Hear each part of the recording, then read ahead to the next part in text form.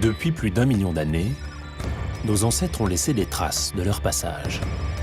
Ces témoins de notre passé ont résisté à l'épreuve du temps, oubliés de tous. Une équipe de spécialistes s'est lancée dans une série d'enquêtes à travers la France. Ils vont tenter de faire parler ces preuves et de réécrire une partie de notre histoire.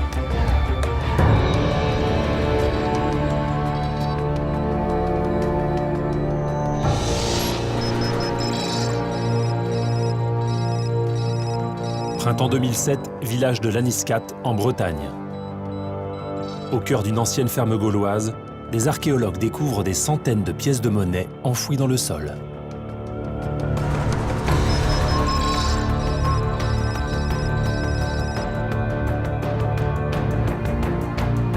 Les experts vont tenter de répondre à 3 questions. D'où viennent ces pièces? Qui les a fabriquées? La monnaie était-elle déjà au cœur de la vie des Gaulois? Nous appellerons cette affaire le trésor d'Armorique.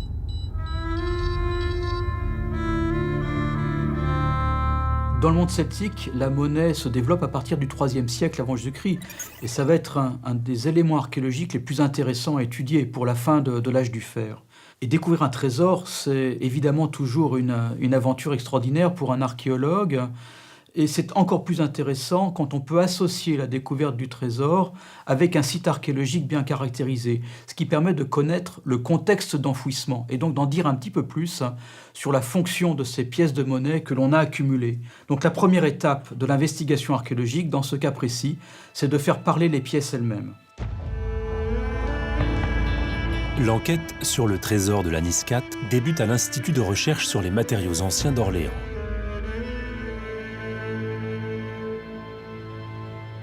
Les pièces qui le composent sont en fait des statères, des imitations gauloises de pièces venues de la Grèce antique. L'analyse des gravures qui ornent leur face permet d'identifier le peuple auquel ce trésor appartenait. Au revers, on a un cavalier qui tient dans une de ses mains une lance et dans l'autre un bouclier. Et sous le cheval, on a un motif triangulaire.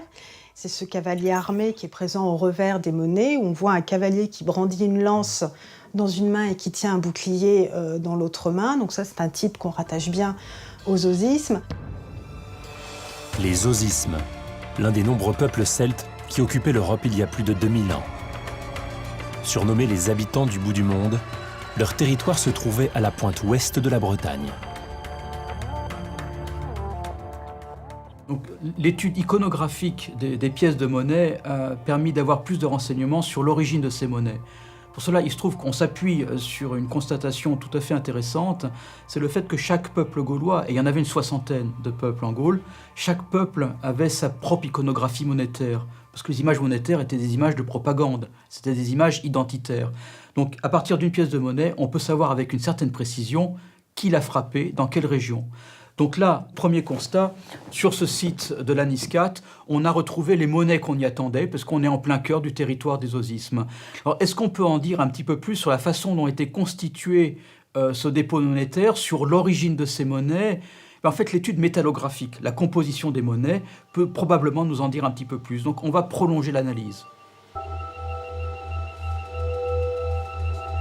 Les pièces de monnaie sont analysées à l'aide d'un spectromètre qui en révèle la composition. Le résultat est étonnant. Toutes contiennent exactement 18% d'or. Cette proportion constante ne peut être un hasard.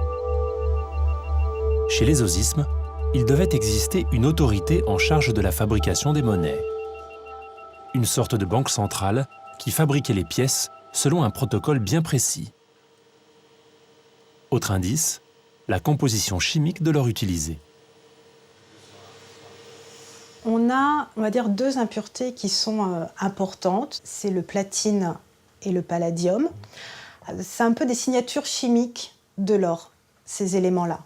Et là, pour les monnaies de Laniscat qui ont été analysées, on a toujours le même rapport de platine et de palladium, ce qui nous laisse penser que toutes ces monnaies proviennent d'un même stock d'or. Si les pièces contiennent toutes de l'or provenant d'un même stock, c'est que leur fabrication s'est faite dans un laps de temps très court. Le propriétaire de la ferme gauloise dans laquelle elles ont été retrouvées les avait sans doute accumulées en à peine quelques années. Un véritable magot qu'il avait dissimulé chez lui.